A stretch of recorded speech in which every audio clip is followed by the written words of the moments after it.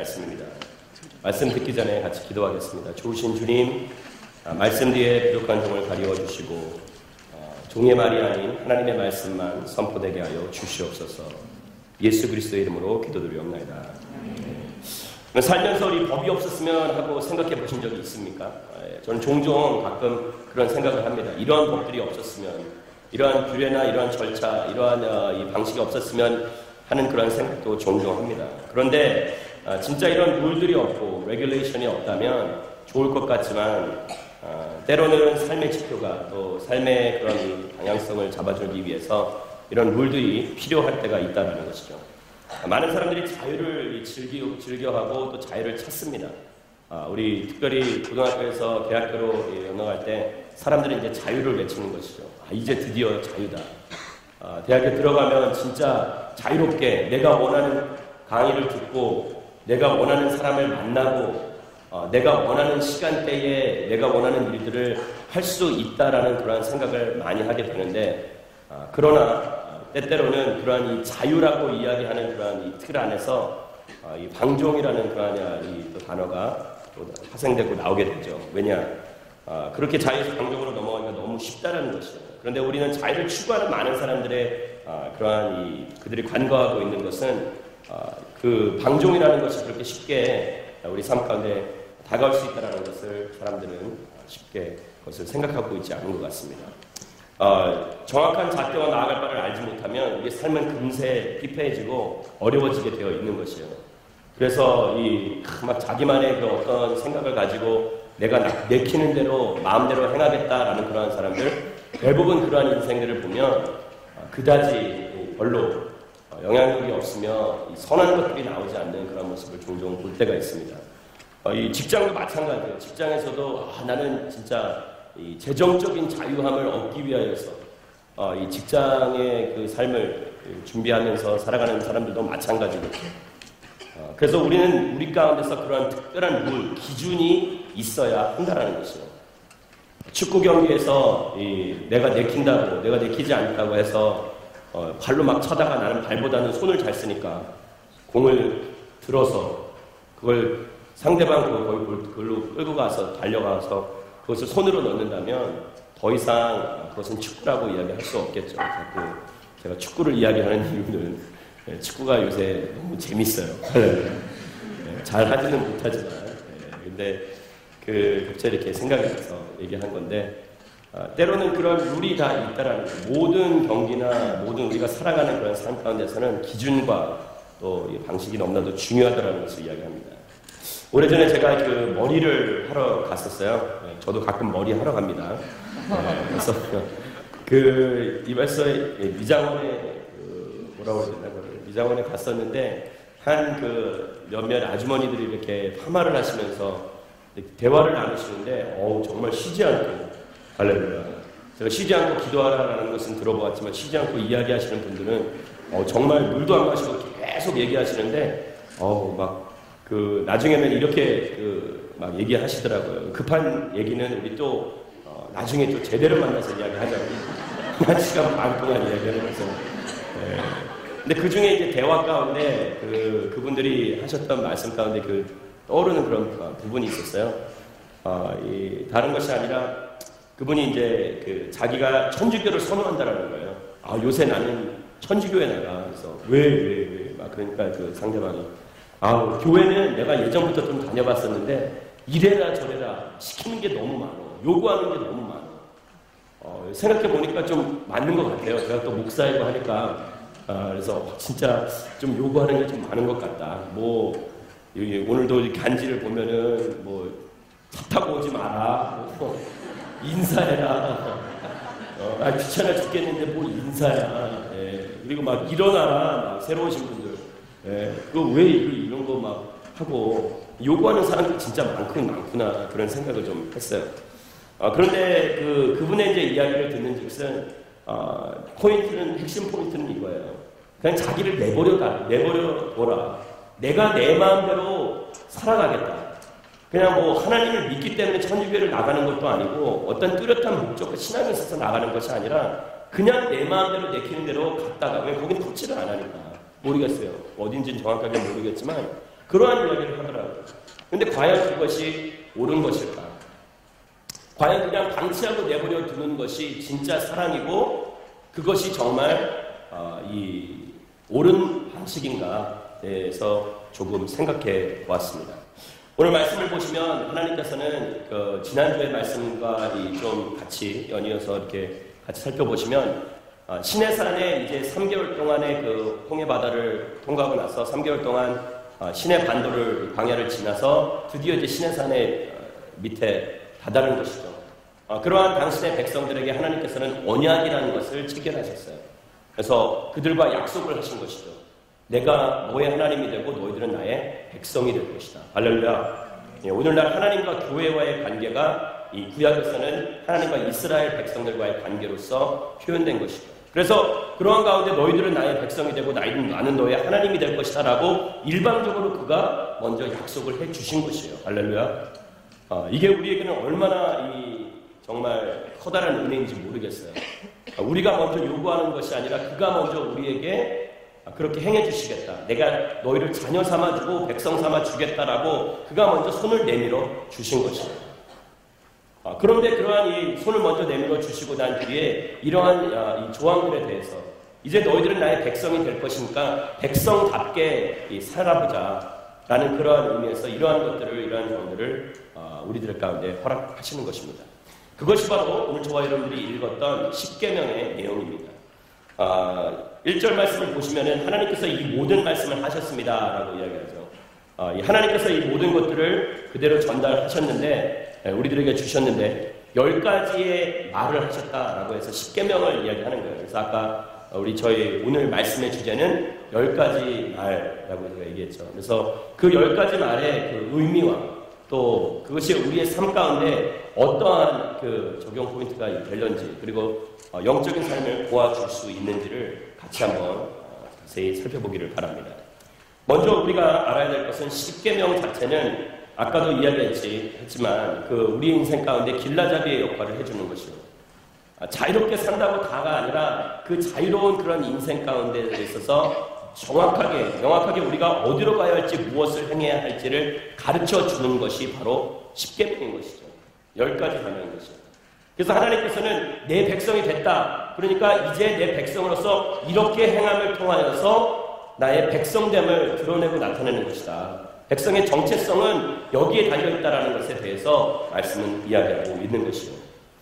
근데 그러면 이 십계명의 그 목적은 과연 구원을 위한 길로서 우리에게 주어진 것인가, 제시된 것인가, 아니면 다른 목적으로 주어진 것인가 조금 생각해 볼 필요가 있죠.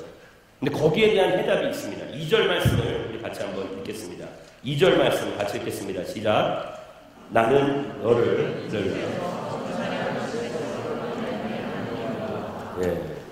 굉장히 샤이하시네요. 부끄러움을 많이 타시는 것 같은데 2절 말씀해 보시면 나는 너를 이집트에서 종살이 하던 집에서 이끌어낸 내 하나님 여호와다. 즉 이것이 십계명의 기능과 목적 자체가 구원을 위해서 주어진 것이 아니라 이미 구원을 이루셨다는 거예요. 누가? 하나님께서 이집트 땅에서 억압받고 눌림받고 있었던 450년이라는 긴 시간 동안 노예의 이 생활을 감당하고 있었던 이스라엘 백성들을 하나님께서 구원해 주신 것이죠. 그래서 먼저 그들을 구원해 주시고 난 뒤에 그들에게 이 10가지의 계명을 허락하시는 것입니다. 결국 예수 그리스도로 인한 구원 그리고 해방은 우리에게 먼저 이루어진 것이에요.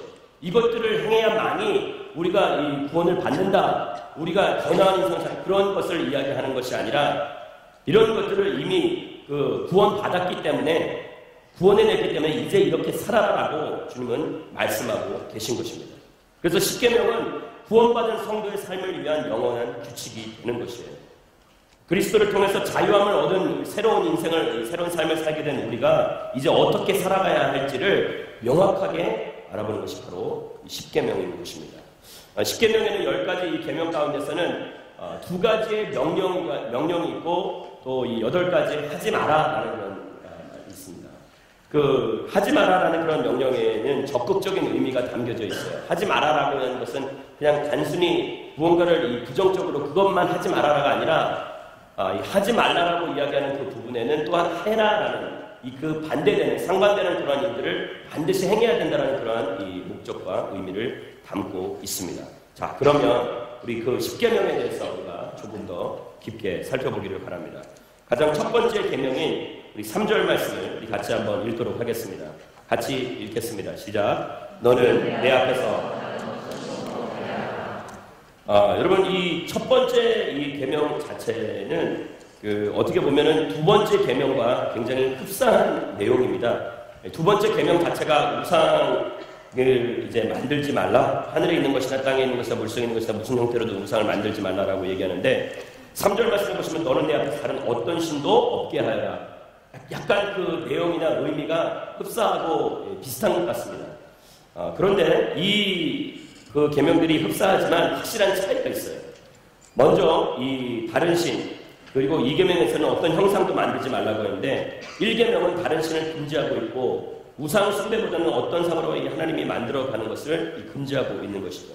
즉 하나님을 표현하려는 것을 조심하라고 이 2계명에서는 이야기하는 것이라면 1계명에 있어서는 그런 우리 가운데 우상이 될 만한 다른 신적인 존재, 내가 의지하고 내가 신뢰하는 그러한 존재들을 반드시 떨쳐버려야 한다. 하나님 외에는 다른 의지하는 것이 있어서는 안 된다는 것을 이야기합니다. 자, 그러면 사람들은 도대체 무엇을 신이라고 여기는가 보겠습니다. 그 하박국 1장 11절에 보시면은 자기 힘이 신이라고 여기는 죄인들이 있어요. 자기 힘을. 그래서 자기가 가지고 있는 힘도 우상이 되고 또 과거에는 뭐 여러 가지 그런 형태, 뭐 해와 달도 섬기고 여러 가지 형태 다른 신들을 섬겼던 것을 우리가 알고 있지만 그런 이 자신의 힘을 너무나도 믿고 의지하고 신뢰하였던 사람들 그런 사람들에게도 이야기하는 것이죠. 하나님 외에 다른 신을 두어서는 안 된다라는 것이죠. 어떤 궁극적 신뢰의 대상 우리에게는 그것이 신이 되는 것인데 하나님을 믿지 않고 하나님 대신 다른 것을 섬기는 것을 이야기하는 것이죠. 오늘날 그러면 이것은 이제 믿지 않는 이들에게 해당되는 부분이지만 믿는 사람들에게는 어떤 부분들이 해당되느냐? 하나님을 믿긴 믿어요. 저와 여러분 하나님을 믿습니다. 그렇죠? 할렐루야. 그렇기 때문에 지금 이 자리를 찾았는데 하나님을 믿는 마음은 있지만 믿기는 믿지만 또한 더 나아가서 세상도 믿는 거예요. 다른 것도 동일하게 믿는 것이에요. 나는 영자도 좋지만 춘자도 좋은 거예요. 할렐루야. 웃자고 한 얘기인데 아무도 웃지 않네. 이 3절 말씀에 보시면은 나 외에라는 그런 내 앞에서 다른 어떤 신도 없게 하라 라는 그러한 이 말 히브리어로는 이것을 파나이라는 단어라고 쓰는데 이것은 프님이라는 단어예요. 프님이라는 히브리어는 바로 얼굴 그분의 이 면전 앞에서라는 뜻입니다. 그래서 내 얼굴 앞에서 내가 다른 신을 두지 말라. 그러니까 하나님을 섬기고는 있지만 그 옆에다가 또 다른 사람들을 끼고 그리고 내 뒤에서 다른 사람을 만나지 말라는 것에 대해서 하나님은 분명히 경고하고 계신 것입니다. 이 세상에서 이 하나님을 사랑하지만 이 또 다른 것들을 또 사랑하고 있지는 아니합니다. 성경은 끊임없이 그것에 대해서 경고하고 있는 거예요. 세상을 사랑하는 사람은 하나님을 사랑하지 사랑하는 사람이 아니다라고 이야기합니다. 진짜 사랑한다면 다른 두 마음을 품을 수 없다라고 이야기합니다. 할렐루야. 예, 별로 동의를 하지 않으시는데 진짜 누군가를 사랑한다면 다른 마음을 품을 수가 없는 것이에요. 그 사람만 보이게 되어 있는 것이죠. 오늘 이 말씀은 그것을 이야기하고 있는 것이에요. 그러한 이 신, 유일신 대신 하나님만을 바라보라고 말씀은 이야기하고 있는 것이에요. 내가 혹시 내 자신의 힘을 믿고 있지는 아니한가? 내 자신의 능력을 믿고 있지는 아니한가? 많은 사람들이 스펙을 많이 믿죠. 스펙이 능력이다라는 걸 그러한 슬로건을 내건 채 여러 가지 그러한 일들을 행하면서 자신의 그 다재다능함 그리고 여러 가지 가지고 있는 그 실력과 그리고 이 인사들을 좀 뽐내면서 그러한 것들이 나를 더 강하게 만들고 유용하게 만들고 더 나를 좋은 위치에 서게 만들 것이다 라고 그렇게 생각하는 것입니다. 그러나 세상도 다 알고 있어요. 스펙 자체보다는 그 사람의 그 됨됨이, 그 사람이 어떠한 사람인가가 훨씬 더 중요한다는 것을 이야기해 주는 것이겠죠. 사랑하는 여러분, 저와 여러분들의 삶 가운데서 무엇보다도 우리 안에 하나님을 온전히 하나님만을 사랑할 수 있는 그러한 마음이 생기게 되기를 주의 이름으로 축원합니다. 그분만 바라보며 그분만 내 삶 가운데서의 삶의 우선순위가 될 때 변화 역사는 일어나게 되어 있다라는 것이죠. 여러분 말씀을 보시면은 그 솔로몬의 그 케이스가 있어요. 솔로몬은 이 하나님을 사랑했어요. 하나님을 알고 있었고 하나님에게서 받은 축복도 있었고 그와 함께 동행했던 사람인데 그의 삶 가운데서 또 다른 신들을 그가 두기 시작했습니다. 언제부터인가? 말씀을 같이 한번 볼게요. 열왕기상 11장 1절부터 4절까지의 말씀인데요. 같이 한번 이 네 구절을 읽겠습니다. 시작. 한편 솔로몬 왕은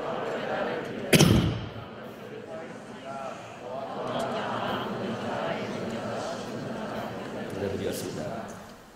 여호와께서 전에 이 민족들에 대해 이스라엘 자손들에게 말씀하셨습니다. 너희는 그들과 서로 결혼하지 말라. 그들은 분명 너희 마음을 그럼에도 불구하고 솔로몬은 그들을 사랑했습니다.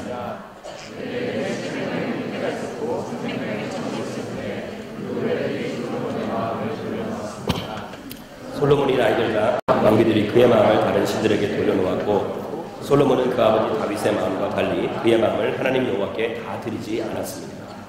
나 외에 다른 신을 섬긴다라는 의미는 하나님에게 마음을 다 드리지 않는다라는 것을 말씀은 이야기하고 있습니다. 여러분 솔로몬은 처음에 하나님께 지혜를 달라고 해서 지혜 외에도 부와 권력과 여러 가지를 하나님께 받은 축복받은 왕이었어요. 그러나 그의 인생 가운데 여러분들 보시면 그 점차 지혜가 진짜 지혜가 아니었던 것이죠. 그래서 지혜를 가지고 있었지만 올바른 결정을 내리지 못했던 것이에요. 그의 삶 가운데 여러 여자들이 문제인 것이죠. 아담과 하와 가운데서 하와가 먼저 문제를 일으켰듯이 보시면 솔로몬 왕의 케이스도 여자들이 문제였던 거예요. 자매님들 회개하시고 농담이고 3절에 보니까 700명의 후비와 300명의 첩이 있었는데 1000명이에요. 예, 저희 나라에도 여기에 버금가는 분이 한 분 계셨죠. 의자왕이라고. 예, 근데 그 말씀을 보시면서 느끼는 것은 솔로몬은 그들을 사랑했던 것이에요. 하나님의 명확한 말씀이 있었음에도 불구하고 그들을 사랑했다. 결국 왜 그렇게 다른 사람들을 받아들이고 하나님의 명령을 어긴 것인가? 저와 여러분들이 읽었던 마지막 4절 말씀, 그의 마음을 하나님 여호와께 다 드리지 못했다라는 것입니다. 사랑하는 여러분, 우리가 하나님 외에 다른 신을 우리 가운데 두지 않을 수 있는 이유는 딱 하나입니다. 전심을 다해 하나님 여호와를 사랑하지 않기 때문에. 그래서 자꾸 다른 신을 두게 되는 것인데, 우리가 이 계명의 가장 큰 첫 계명이라고 이야기하는 그 말씀처럼 내 마음과 뜻과 정성을 다해 주 여호와 하나님을 사랑하라는 그 말씀을 지키며 행하며 나아갈 때 우리 가운데 자연스럽게 다른 신들은 존재할 수 없다는 것을 알게 될 것이에요. 우리 가운데 하나님만을 온전하게 사랑하는 저와 여러분들이 되기를 주의 이름으로 축원합니다. 예, 우상숭배의 그 근원이 그럼 무엇인가 좀 생각을 해봤어요. 왜 사람들은 우상숭배를 하는 것인가? 인간은 연약하기 때문이에요. 예, 미래를 예측하지 못하면서 자신의 존재를 유지하고 미래를 보장받기 원하기 때문입니다. 그래서 인간의 연약성과 삶의 보장, 무언가를 받고 싶은 거예요. 보장받고 싶은 거예요. guarantee라는 단어를 사람들은 좋아하죠. 그래서 그 삶의 무언가를 보장받고 내 인간의 이 연약함을 다른 것을 의지하면서 눈에 보이는 것들을 의지하면서 거기서 내가 위안을 얻고 위로를 얻겠다라고 이야기하는 것이에요. 그래서 이 다른 하나님 외에 다른 것들을 섬기려 할 때가 많다는 것입니다. 왜? 눈앞에 바로 보이는 것이 더 좋아 보이는 것이겠죠. 또 하나 이 우상숭배의 또 이유는 무엇일까 생각해봤어요. 그것은 이 결정적으로 우리는 영적인 존재인데 영적인 존재들이 가지고 있는 하나님에 대한 그림이라고 저는 생각합니다. 영적인 존재들이기 때문에 우리는 하나님은 영이시다라고 성경은 이야기하듯이 영적인 존재들은 늘 영으로만 체험을 받아야 하는 것이에요. 이 땅에 우리가 그런 존재, 원래 우리가 그렇게 그런 빙이기 때문에 영으로서는 육으로서 채울 수 없는 부분들이 있기 때문에 반드시 영적인 존재인 우리는 영으로서 체험받아야 한다는 것입니다. 그래서 수많은 사람들이 많은 것들을 이루고 난 뒤에도 마음이 허전하다고 많은 이야기를 합니다. 돈도 벌어보고 명예도 취해봤지만 그러나 그 가운데 세상의 것으로서 채울 수 없는 부분들이 있다라고 입을 모아서 이야기하는 것이에요. 그것은 다름 아니라 영적인 체험입니다. 우리들은 그 하나님에 대한 그리움을 가지고 있는 존재들입니다. 그래서 하나님 안에서 쉼을 얻기까지는 마음의 절대적인 평안함을 얻을 수가 없는 것이에요. 주님 안에서 그 참된 평안을, 절대적인 평안을 얻게 되기를 주의 이름으로 축원합니다. 그것이 바로 하나님께서 우리 당신의 백성들에게 말씀하시는 것이죠.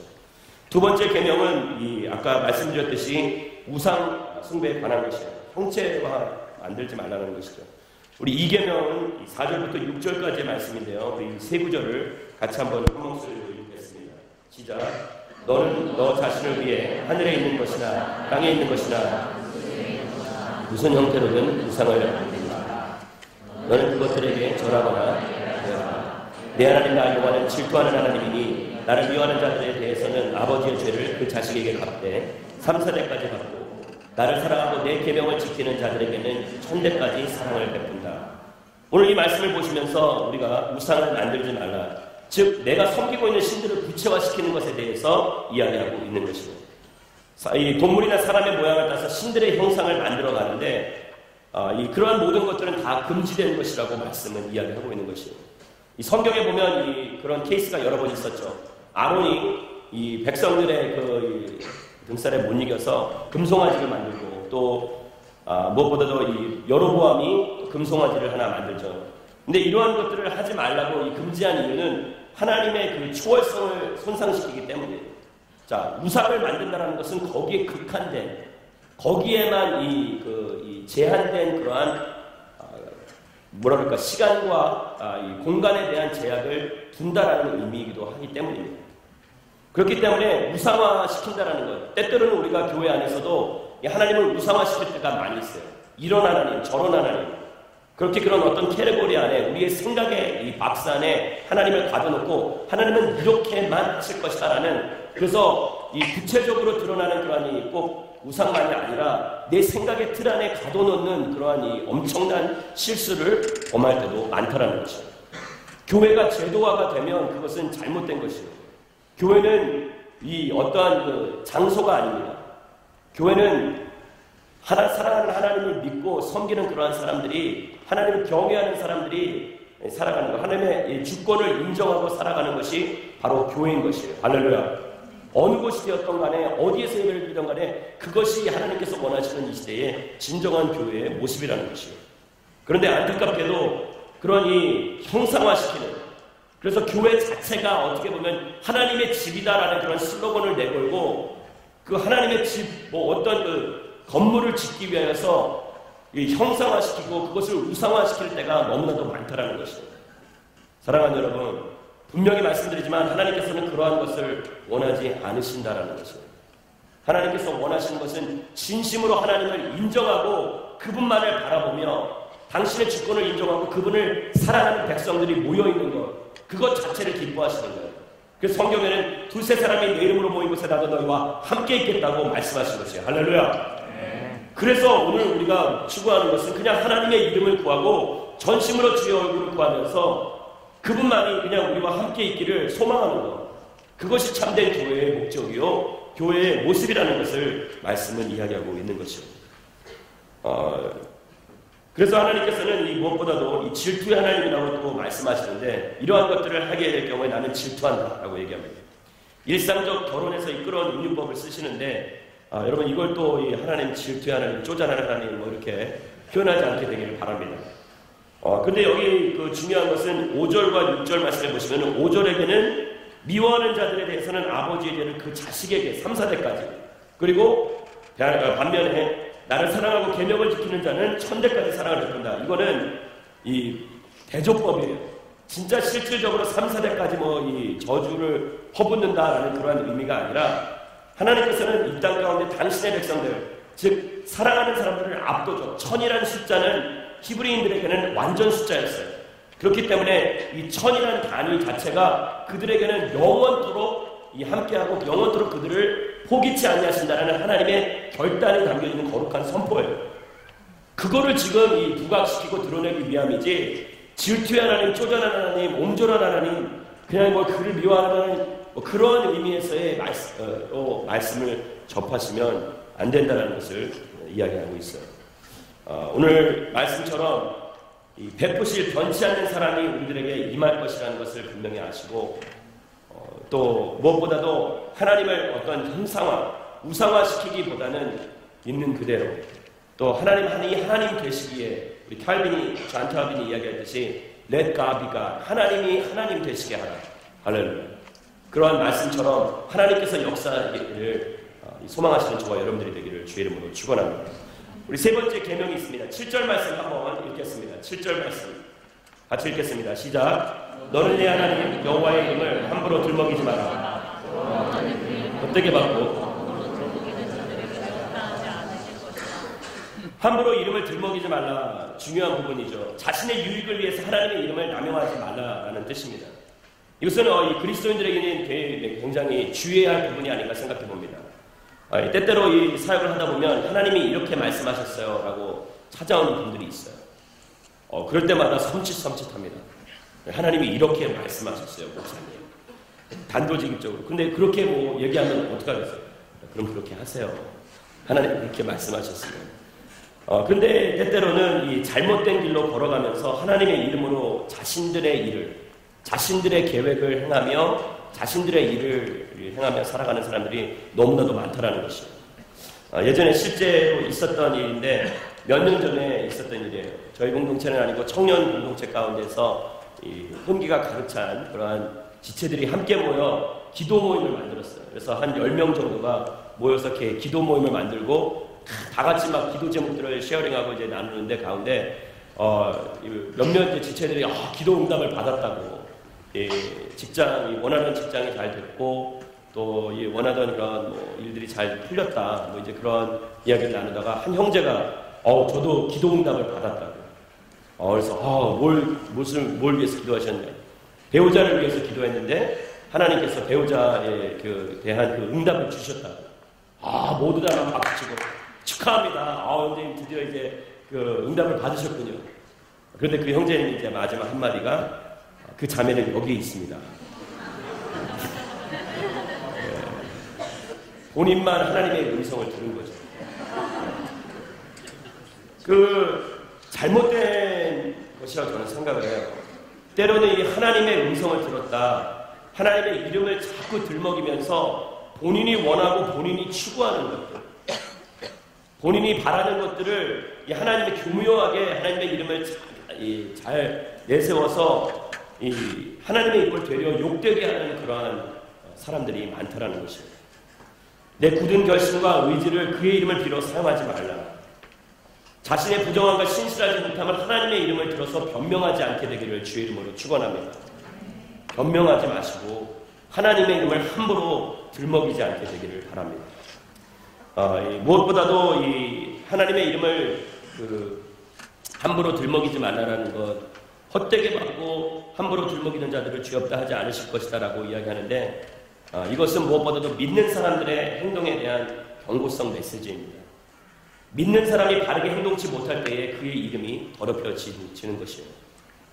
하나님의 이름이 더럽혀지는 것은 그리스도인들이 올바로 행동하지 못할 때에, 오늘날 교회가 계속해서 손가락질 당하고 지적을 당하며 세상을 품고 세상이 우리들의 기도의 대상이 되어야 될 텐데, 세상이 되려 지금 역으로 뒤바뀌어서 교회를 위해 기도해 주고 있는 거예요. 교회가 저 모양 저 꼴이 돼서는 안 될 텐데. 이게 얼마나 안타까운 일입니까? 믿는 사람이 올바르게 행동치 못할 때에, 그때는 다른 것이 아니라 우리들의 이름을 더럽히는 것이 아니라 우리를 통하여 역사하시고 우리를 구원해 주신, 우리에게 먼저 언약의 손길을 내밀어 주신, 나는 너의 하나님이 된다라고 선포하신 그 하나님의 이름을 더럽힌다라는 것을 확실하게 깨달으시고, 우리가 하나님 안에서 올바른 행동을 하며 주님이 보시기에 합당한 일들을 행하며 나아가게 되기를 주의 이름으로 축원합니다. 우리 네 번째 계명 우리 같이 한번 보도록 하겠습니다. 네 번째 계명 8절부터 10절까지의 말씀입니다. 같이 읽겠습니다. 시작. 너는 안식일을 기억하여 거룩하게 지켜라. 6일 동안은 내가 수고하며 내 일을 할 것이요, 일곱째 날은 내 하나님 여호와의 안식일이니 너나 내 아들 딸이나 내 남녀 종들이나 내 가축들이나 내 문 안에 있는 나그네나 할 것 없이 아무 일도 하라. 11절 말씀도 한 구절 더 읽겠습니다. 시작. 여호와가 6일 동안 하늘과 땅과 바다와 그 안에 있는 모든 것을 만들고, 그러므로 여호와가 안식일에 복을 주고 거룩하게 했다. 안식일을 기억하여 거룩하게 지키라. 이 날은 복된 날입니다. 믿으십니까?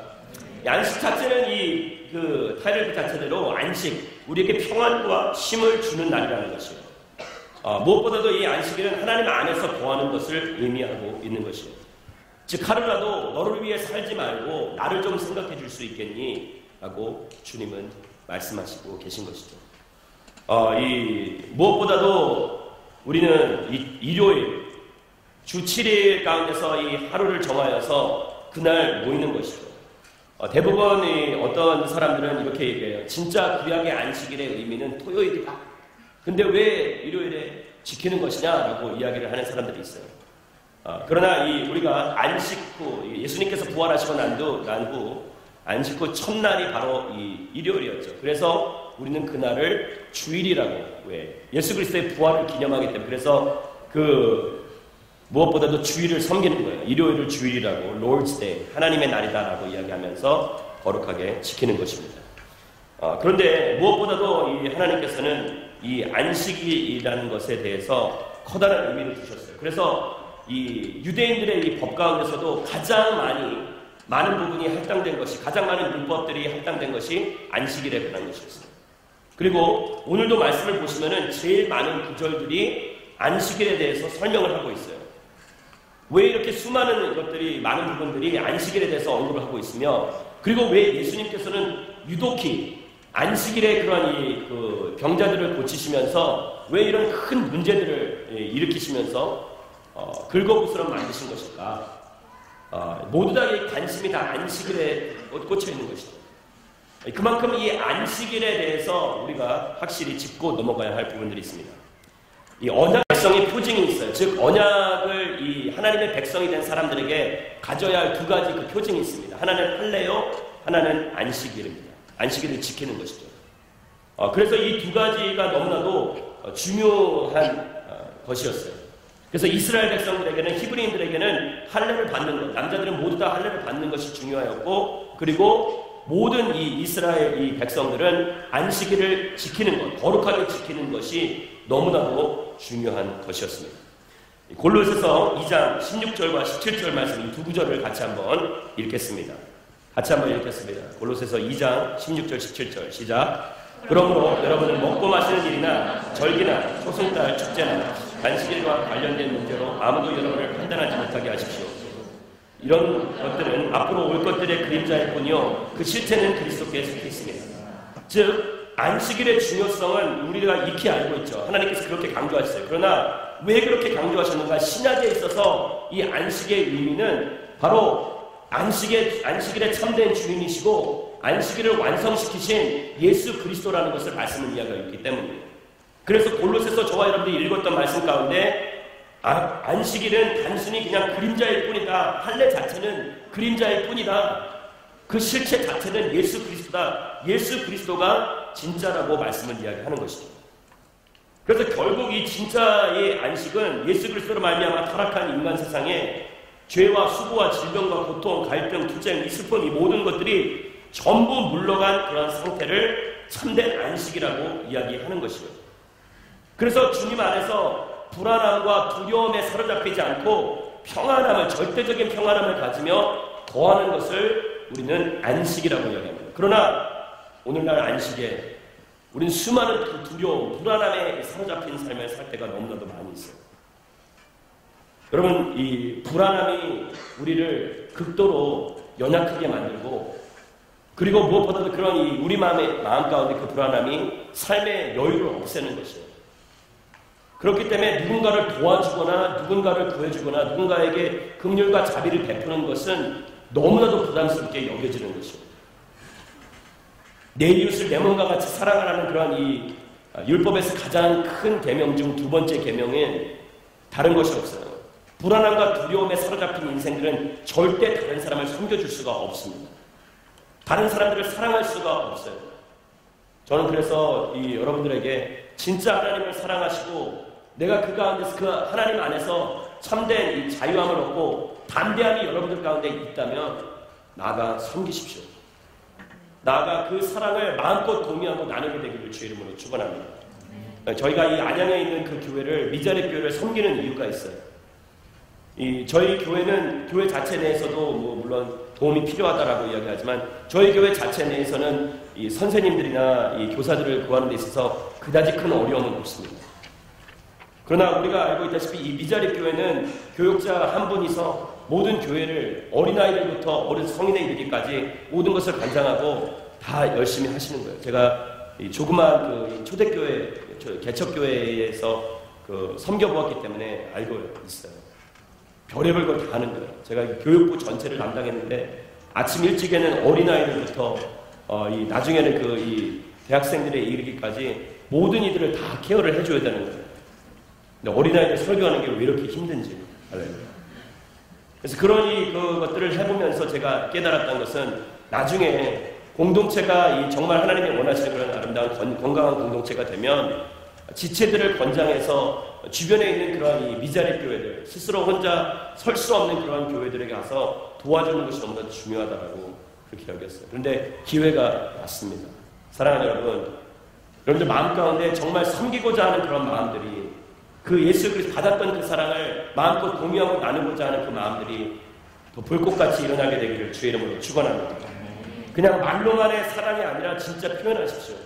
제 이 개인적인 그런 이 바람은 올 한 해 저희가 이 미자립 교회를 이 한 군데만이 안양에 있는 한 군데만이 아니라 최소한 2군데 더, 3군데를 그렇게 섬기며 나가게 되기를 주의 이름으로 축원합니다. 오전에 나가서 그 교사 역할을 하면서 그 어린아이들과 함께 뒹굴고 놀면서 그 아이들을 가르치고 양육하고 그리고 돌아와서 우리 함께 예배하고 할렐루야.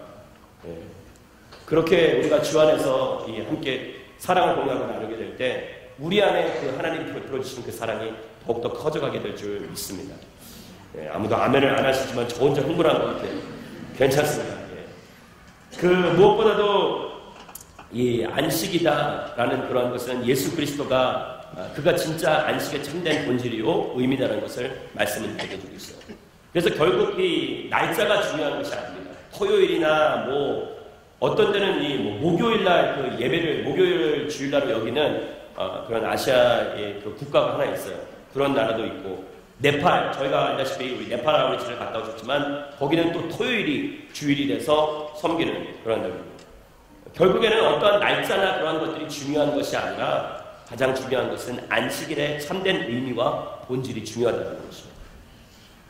그래서 우리가 함께 그 안식의 참된 의미를 깨닫고 무엇보다도 그리스도 안에서 하나님 안에서 누리는 그 평안함 그리고 오늘 저와 여러분들이 읽었던 11절의 말씀처럼 이 창조 질서 하나님께서 이 모든 것들을 이루시고 난 뒤에 7째 날에 안식을 가지셨듯이 우리 또한 이 땅 가운데 살아가면서 이 쉼과 안식의 그런 이 균형 가운데 조절 가운데서 이 능률 있고 또 하나님께서 이 베풀어 주신 그런 삶 가운데 허락하신 일들을 더욱더 감당할 수 있는 잘 감당할 수 있는 저와 여러분들이 되기를 소망합니다. 우리 5번째 계명을 같이 한번 보겠습니다. 12절 말씀 같이 한번 읽겠습니다. 시작. 내 부모를 공경하라. 그러면 내 하나님 여호와가 여러분 이 중요한 부분입니다. 이 공경이라는 단어는 이 히브리어로 보았을 때 어떠한 단어와 흡사하는 것이냐 영화롭게 하다라는 단어와 흡사합니다. 제가 그 말씀을 보면서 저 또한 이 히브리어로 이 성경을 읽는 사람들이 아니기 때문에 매일 저는 히브리어를 읽지 않아요. 말씀을 준비할 때만. 그런데 이 단순히 그냥 존경, 감사 이런 의미라고 생각했던 단어인데 영화롭게 하다고 이야기하는 것이죠. 근데 성경에서 이 영화롭게 하라는 이 단어 히브리어가 쓰인 것은 대상은 다른 것이 아니라 하나님 외에는 쓰이지 않았어요. 근데 하나님을 섬기는 것 같이 부모님을 그렇게 영화롭게 하라는 거예요. 이 말을 듣고 제가 우리 아이들에게 이걸 가르쳐야겠다.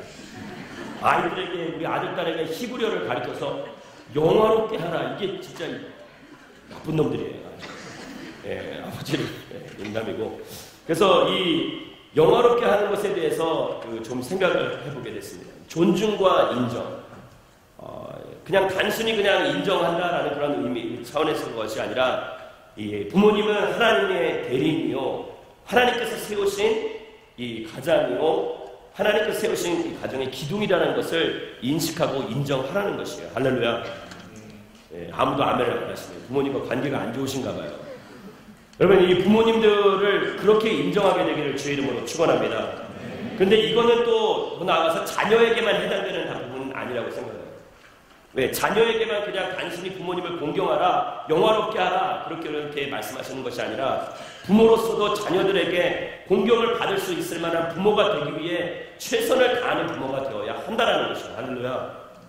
예. 그래서 어떻게 보면은 아이를 낳아야 철이 든다고 하는 그런 이야기가 있는 게, 그 아이를 통해서 내가 정말 아이들이 계속해서 이 부모들의 모습을 보면서 배우기 때문에, 내가 먼저 거룩한 인생을 살지 않고 하나님을 경외하는 삶을 살지 않으면 이 아이들도 또한 자라나서 결국에는 그렇게 하나님을 경외하지 않는 삶을 살 수밖에 없다는 것을 깨닫는 것이죠.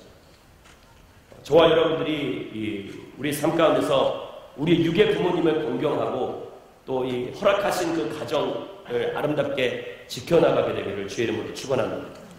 부모님들에게 잘해주십시오. 우리 한번 옆에 분들 바라면서 인사하겠습니다. 부모님들에게 잘해줍시다.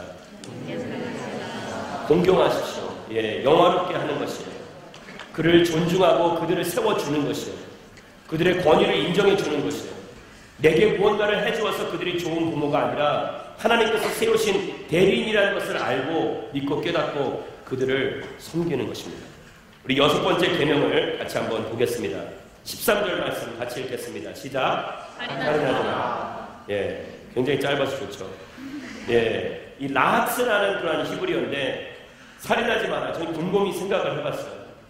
이 생명을, 다른 생명들을 취하지 말라. 그러면 이것은 과연 사람에게만 국한된 것인가? 만약에 이것이 동물들에게 허락이 되면 나는 그럼 채식주의자로만 살아야 되는 것인가? 그렇게 좀 생각을 해보았는데 그건 아니죠. 예, 여기서 살인하지 말라라는 것은 생명의 소중함을 알라라는 것입니다. 따라해보세요. 생명의 소중함을 알라. 생명의 존엄성, 존귀성에 대해서 말씀을 이야기하고 있는 것입니다. 이 죽인다는 것은 여러 가지 케이스가 있죠. 예수님께서는 형제에게 바보라고 이야기하는, 나가라고 이야기하는 그러한 사람들은 이미 그의 마음 가운데 그 형제를 살인하였다라고 이야기합니다. 예수님의 마태복음의 산상수훈 가운데 나오는 내용들이죠. 이미 마음에 형제를 미워하고 형제를 업신여긴다면 이미 너희들은 형제를 살인한 것이다라고 이야기하는 것이에요. 근데 오늘 이 말씀을 이야기하면 죽인다라는 것은 단순히 어떤 행위를, 그런 행위를 취하는 것을 이야기하는 것이 아니라 아까 말씀드렸듯이 예수님께서 끊임없이 언급하셨듯이 우리 안에 있는 질고, 분노, 악의, 그리고 우리 안에 있는 그 사리사욕 등의 그 나쁜 마음, 좋지 않은 그런 마음들로 가득 찬 우리들의 모습을 이야기하는 것이죠. 왜 이 살인하지 말라라고 하나님께서는 그 금을 부어주셨는가? 이것은 무엇보다도 이 생명을 취하는 것은 하나님의 권한이기 때문이에요. 그래서 우리가 누군가의 생명을 취한다는 것은 함부로 그들을 업신여긴다는 것은 하나님의 권한을 침범하는 것입니다. 그러니까 누군가에 대해서 우리가 누군가를 업신여기고 그들을 손가락질한다면 그것은 하나님께서 이미 그들을 만들어주시고 창조하신 이 창조주의 권한에 대한 그러한 이 권리를 우리가 침범하는 것과 마찬가지라는 것입니다. 함부로 다른 이들을 업신여기지 않게 되기를 바랍니다. 함부로 여러분들이 바보 같다, 이상하다, 여러분들 이렇게 욕하지 않게 되기를 바랍니다. 손가락질 하지 마시고 정죄하지 마시고 그것은 우리 권한 밖의 일이라는 것이에요. 할렐루야. 예, 다른 일, 여러분들 스스로의 모습도 자책도 마찬가지예요. 자기 자신을 그렇게 죽이는 사람, 자살이든 타살이든 자기 자신도 그렇게 죽이는 자해하는 사람들이 너무나도 많이 있어요. 그러나 그것조차도 여러분 잘못된 것이라는 것을 분명히 아셔야 돼요. 여러분들도 하나님의 사랑을 받고 이 땅 가운데 지음을 받은 존재라는 거예요. 할렐루야. 얼마나 우리가 귀한 존재인데. 그렇기 때문에 그렇게 귀한 존재를 이 땅 가운데 허락하신 하나님의 그 영역에 우리가 침범하지 않기 위해서는 나 스스로도 존중히 여기며 타인들도 존중히 여길 줄 알아야 한다는 것이죠. Respect for myself and respect for others. 이것이 바로 살인하지 말라는 그 생명의 존엄성을 알고 있는 그런 사람들의 삶인 것입니다. 여러분 무엇보다도 우리는 다른 사람들을 미워하지 않겠다. 그냥 거기에서만 그치는 것이 아니라 여러분들 분명히 아셔야 될 것은 무관심 또한 살인이라는 것을 분명히 아셔야 되는 겁니다. 사랑하지 않는 것 또한 잘못된 것이라는 걸 분명히 말씀은 이야기하고 있는 것입니다. 결국 우리는 우리 가운데 다른 이들에게 지대한 관심을 쏟아붓고 그들을 끌어안아줄 수 있는 그런 영적인 포용력이 있어야 하는 것이죠.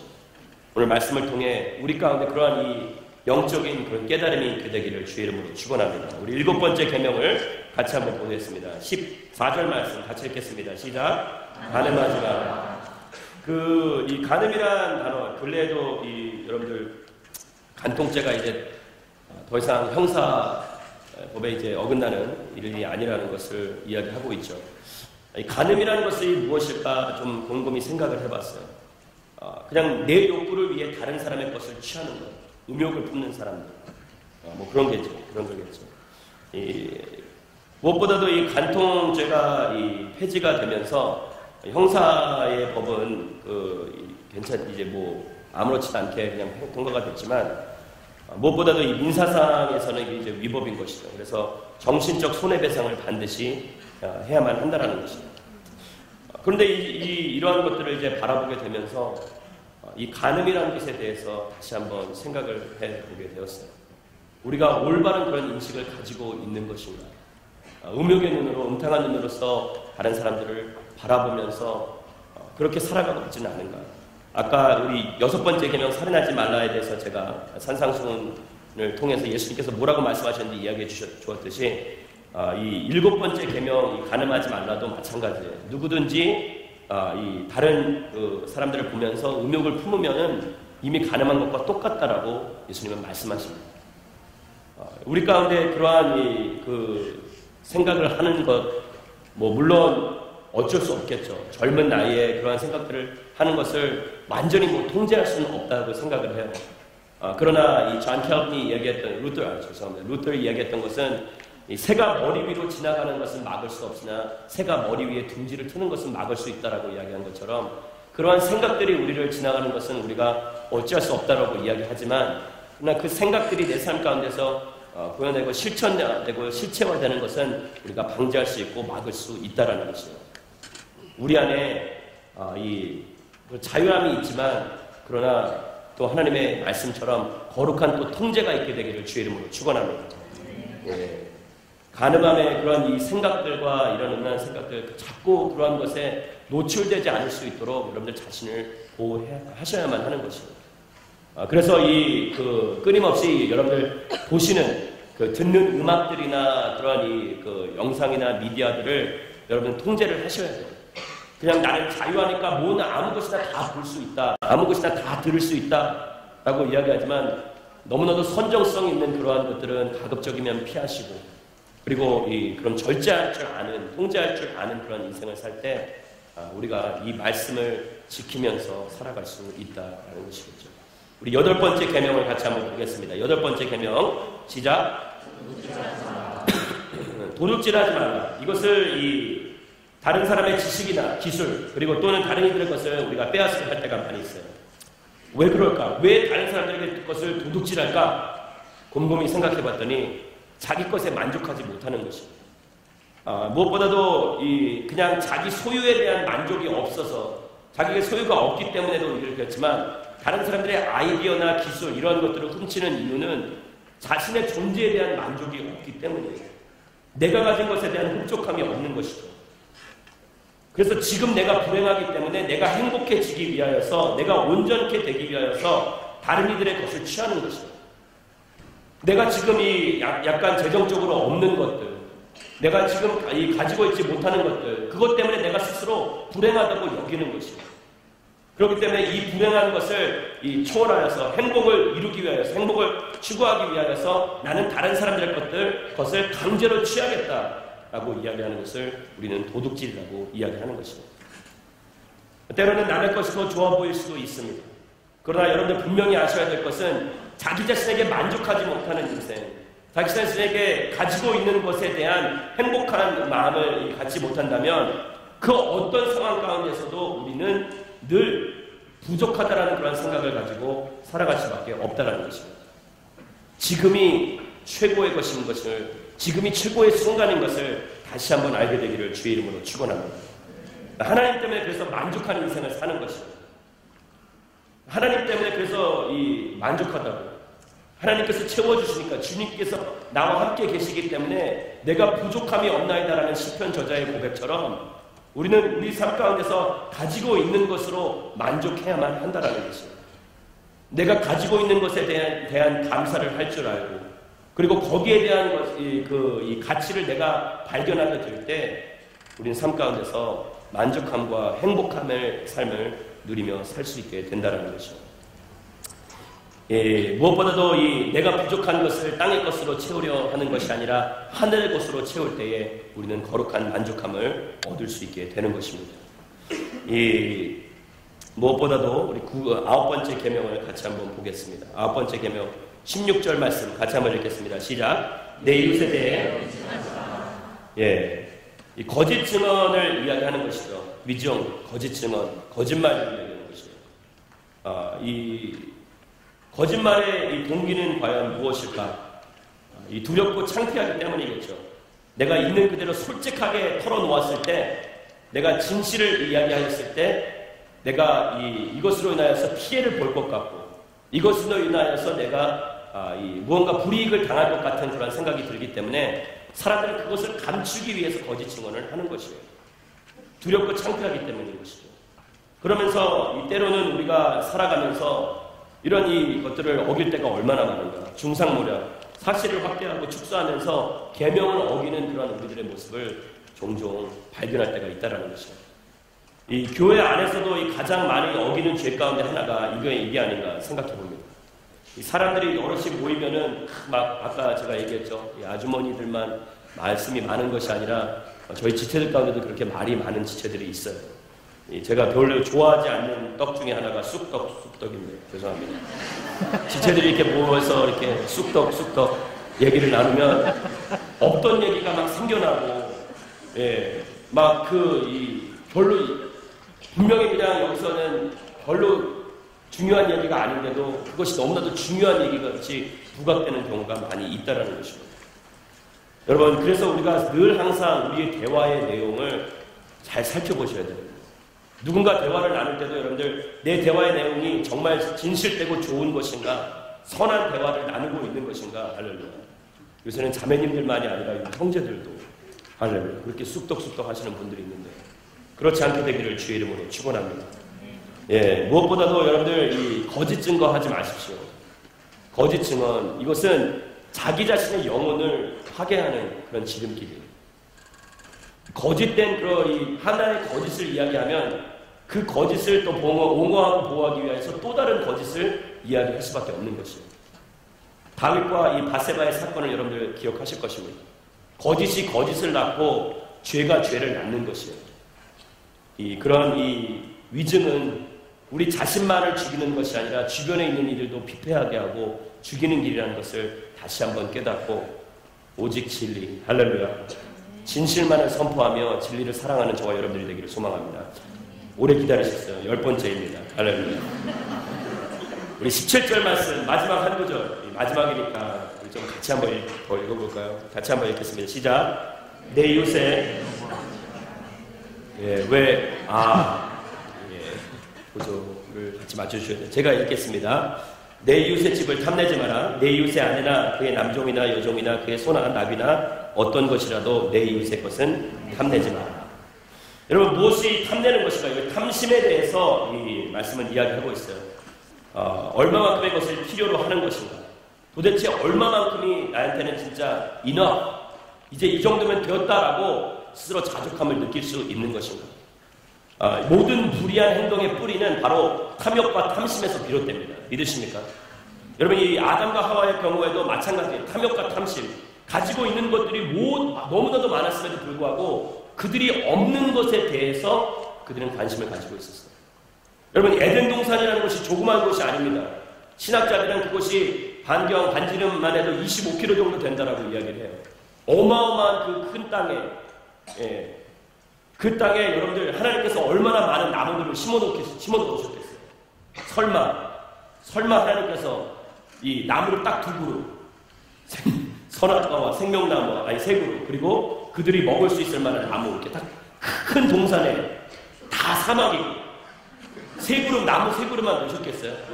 분명히 하나님께서는 여러 가지의 나무들을 다 창조하시고 만드셨다는 거예요. 그렇게 모든 것을 취할 수 있음에도 불구하고 그들은 자기들이 갖지 못했던 것, 자신들에게 없는 것에 대한 탐욕과 탐심이 있었다는 것입니다. 인류의 죄악된 본성이 거기서부터 비롯됐더라면 모든 죄악의 시발점은 바로 탐욕과 탐심이라고 말씀을 이야기하고 있는 것입니다. 그래서 10번째 계명을 많은 사람들은 이렇게 이야기합니다. 모든 계명들을 요약한 것이다라고 이야기해요. 왜? 지금까지 보면은, 여태까지 보면은, 말씀을 보면 무엇을 행하는 것을 위주로 이야기하는데 10번째 계명은 다른 것이 아니라 마음에 대해서 이야기하고 있기 때문입니다. 그래서 10번째 계명은 모든 것을 포괄하며 행위가 아닌 태도에 대해서 설명을 하고 있다라는 것입니다. 그럼 첫 번째, 이 10번째 계명, 내 이웃의 집을 탐내지 마라. 이 집이라는 단어는 이 폭넓은 적용을 이야기하는 것이에요. 그래서 집합적인 의미이죠. 그 안에 모든 소유를 이야기하는 것이에요. 집이라고 이야기한다면 그 단순한 그런 어떤 건물을 이야기하는 것이 아니라 그 안에 포함되어 있는 모든 것들을 이야기하는 것입니다. 그래서 누가복음 12장 15절의 말씀을 보시면 예수님께서 이렇게 모든 탐심을 물리치라. 사람의 생명은 그 소유의 넉넉함에 있지 아니하니라 라고 말씀하십니다. 소유 안에 있는 것이 아니라 우리의 생명이 거기에 의존하는 것이 아니라 우리의 생명은 그리스도께 달려있다는 것을 다시 한번 이야기하며 모든 탐심을 물리치라고 말씀을 이야기합니다. 사랑하는 여러분, 율법 이 계명 자체는, 이 구약에 있는 그 계명 자체는 우리로 하여금 하나님을 더욱더 의존하게 만드는 그런 거룩한 의도가 있어요. 모든 율법에는 그런 목적이 있는 것입니다. 나로 하여금 이러한 것들을 스스로 지키지 못하는 거예요. 지금 제가 열거한 이 10가지 이 계명들은 스스로 우리의 의지로 지킬 수 없는 것들이에요. 우리의 의지로 이런 것들을 이렇게 10가지를 다 이뤄내기에는 너무나도 힘든 것이에요. 그러나 하나님께서 분명히 말씀하고 계신 것은 이러한 것들을 바라보면서 내가 할 수 없고 하지 못하기 때문에 내가 마음 아파하고 힘들어하는 것에서 거기서 그냥 멈추는 인생이 아니라 무엇보다도 너희들은 이런 것에 있어 내가 이걸 지키지 못하기 때문에 스스로 자해하고 스스로 안타까워하면서 그렇게 사는 것이 아니라 자유하라고 말하는 거예요. 그래서 종으로 율법을 대하기보다는 자유인으로 율법을 대하라고 말씀합니다. 할렐루야. 같이 한번 따라해서 종으로 율법을 대하지 말고 자유인으로 대하십시오. 종이 아니에요. 우리가 종이라면 이걸 지켜야 하기 때문에 막 여기에만 쏠려 있는 거예요. 그러나 자유인이기 때문에 그렇다고 해서 뭐 지키지 말라라고 이야기하는 것이 아니에요. 자유인이지만 어떤 자유냐? 은혜를 아는 자유인이에요. 하나님의 사랑을 아는 자유인이에요. 그래서 예수 그리스도를 알기 때문에 이것을 내가 지켜야 하는 그러한 어떤 책임의식과 그런 이 부담감만으로서 이끌어가는 것이 아니라 사랑의 부담감이에요. 거룩한 부담감이라도 우리는 이야기합니다. 이것 자체를 지키는 것이 나에게는 자연스럽게 당연스럽게 여겨질 수밖에 없다라는 것이에요. 그래서 로마서 10장 4절에서는 이렇게 말씀을 이야기합니다. 그리스도께서는 믿는 모든 사람들이 의에 이르게 하기 위해 율법의 마침이 되셨습니다. 예수 그리스도가 율법의 마침이 되시는 것이에요. 그래서 율법의 본질이, 구약에 있는 율법의 본질이 신약에 와서 변한 것이 아니라 똑같은 거예요. 본질과 효용성은 그대로인 거예요. 그러나 뭐가 바뀐 거예요? 우리의 신분, 우리의 위치가 바뀐 것 뿐이에요. 아까 제가 말씀드렸듯이 더 이상은 종으로서 사는 것이 아니라 너희는 나의 백성이요, 너희는 나의 자녀요, 너희는 자유한 그러한 종들이다, 자유한 사람들이다라는 것을 말씀은 분명히 이야기하고 있는 것입니다. 그래서 내 노력을 통한 율법 성취가 아니라 이미 모든 것을 완성시키고 성취하신 예수 그리스도 안에서 율법을 삶의 규범으로 실천하며 나아가는 것을 이야기하는 것입니다. 무엇보다 더 나아가면서 이야기하는 것을 이 10가지 계명을 한마디 딱 두 계명으로 요약하자면 이거예요. 첫 번째 계명부터 네 번째 계명까지는 하나님 사랑입니다. 그리고 5번째 계명부터 10번째 계명까지는 이웃 사랑이라고 이야기할 수 있는 것입니다. 이 두 가지를 통틀어 하나님 사랑, 이웃 사랑, 즉 사랑은 모든 율법의 완성이다라는 것을 말씀은 이야기해주고 있는 것입니다. 로마서 13장 10절 말씀, 아닙니다. 8절, 9절, 10절 이 세 구절만 읽고 말씀을 마치도록 하겠습니다. 이 세 구절만 같이 읽고 말씀 마치겠습니다. 시작. 서로 사랑하는 것 외에는 누구에게든지 아무 빚도 지지 마십시오. 남을 사랑하는 사람은 율법을 다 이루었습니다. 간음하지 말라, 살인하지 말라, 도둑질하지 말라, 탐내지 말라 하는 계명과 그 밖에 다른 계명이 있을지라도 이 모든 계명들은 내 이웃을 내 자신과 같이 사랑하라고 하는 이 말씀 가운데 다 요약되어 있습니다. 사랑은 이웃에게 악을 행하지 않습니다. 네. 결국 하나님께서는 원하시는 것은 누군가를 사랑한다면 거짓말하지 않고, 누군가를 사랑한다면 그들의 것을 함부로 취하지 않으면, 누군가를 사랑한다면 그들의 생명을 아끼고 존중해 줄 줄 안다고 말씀을 이야기하는 거예요. 우리 안에 그 사랑의 능력이 다시 한번 회복되는 역사가 있게 되기를 소망합니다. 여러분, 근데 사랑하는 게 쉽지 않아요. 누군가를 사랑하는 게 쉽지 않은 거 정말 잘 알고 있어요. 우리는 누구나 다 자기 선호도가 있어요. 내가 좋아하는 타입이 있고 유형들이 있어요. 그런데 그것과 어긋나는 반하는 그런 사람들을 볼 때 분노가 있고 화가 나요. 그런데 그러한 사람들도 하나님께서는 품어라고 이야기하는 건데, 그것은 다른 것이 아니에요. 나는 내가 내 힘으로 할 수 없으니까 나는 포기할 게가 아니라 하나님이 사랑해 주실 때까지 나는 기다릴 거야. 그렇게 여러분들 하지 마세요. 의지적인 결단이 필요합니다. 믿으십니까? 저를 한번 마지막으로 바라봐 주세요. 진짜 여러분 고생하셨어요. 죄송해요. 진짜 이렇게 길어질지 몰랐어요. 중간에 자른다고 잘랐는데도 죄송해요. 근데 이 사랑이라는 것만큼 여러분 분명히 아셔야 될 것은, 저도 그렇게 생각을 했어요. 언젠가는 하나님께서 내 마음에 누군가를 그를 용서해주고 사랑할 수 있는 마음을 품게 해주겠지라고 생각했어요. 저라고 뭐 700명 다 사랑하는 거 아닙니다. 여기 있는 사람들 뭐 다 사랑하고 막 형제님 자매 언제 봤다고 무슨 사랑이야. 약간 좋아하는 것뿐이지. 근데 진짜 그 사랑이라는 것은 여러분 의지적이라는 것을 제가 깨닫게 됐어요. 사랑하라고 여러분들 노력해 보시란 말이에요. 도전해 보시란 말이에요. 안 된다고 무조건 선을 긋지 마시고, 힘들다고 어렵게 여기지 마시고, 오늘 안 되면 내일 또 이룰 수 있는 것이에요. 직장에서 나를 힘들게 하는 그런 상사들, 나와 관계가 어려운 사람들, 오늘도 안 되면 내일이 있는 것이에요. 내일 또 우리가 넘어지면 그 다음날이 있는 것이에요. 그래서 우리는 주님 다시 오실 때까지 절대 그 사랑의 끈을 포기치 아니하고 계속해서 살아가겠다. 왜? 그가 나를 포기치 아니하시니까. 하나님이 나를 먼저 포기치 아니하시니까, 나를 그렇게 끝까지 사랑해 주시니까 우리 또한 우리의 삶 가운데 다른 이들에게 그런 동일한 마음으로 사랑을 베풀어주고 끝까지 참고 견뎌주는 거예요. 할렐루야. 그 역사가 있게 되기를 소망합니다. 그때야 비로소 율법, 이 계명들이 우리 안에서 완성되는 것입니다. 우리 시간에 같이 한번 말씀 붙잡고 기도하며 나가기를 바랍니다. 특별히 여러분들 가운데, 마음 가운데 마음이 어려우신 분들이 있을지 몰라요. 내가 누군가를 사랑해야 하는 것은 머리로서는 지식적으로는 알고 있지만 정말 마음에 와닿지 않아요. 이 사람들 사랑할 수 없어요. 그것이 가정의 구성원이 될 수 있고, 친구가 될 수 있고, 주변에 있는 사람들이 될 수 있고, 직장 동료가 될 수 있고, 누구인지는 모르겠지만 그 한 사람, 그 사람들, 마음에 품지 못할 그 사람들, 주님이 그런 마음을 허락하여 주실 때까지 기다리는 것이 아니라 오늘 이 시간 결단하며 내가 먼저 그들을 마음 가운데 품고 나아가게 하여 주시옵소서. 주께서 나를 포기치 아니하시고 나에게 끊임없이 사랑을 베풀어 주셨듯이 나 또한 그들을 품게 하여 주시옵소서. 우리 그렇게 간구하시는 분들마다 주여 한번 부르짖고 기도합니다. 주여, 주님.